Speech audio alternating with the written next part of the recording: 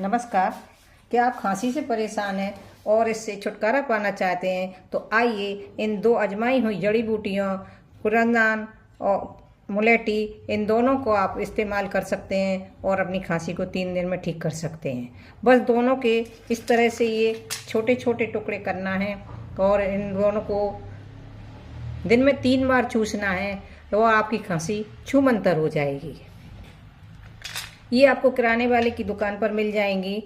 मुलेठी का स्वाद मीठा होता है, कुरंदान का तीखा होता है। इसे आप काढ़े के रूप में भी इस्तेमाल कर सकते हैं। स्वस्थ रहिए, मस्त रहिए। आप मेरे वीडियो को लाइक, शेयर और सब्सक्राइब करना न भूलिए। धन्यवाद।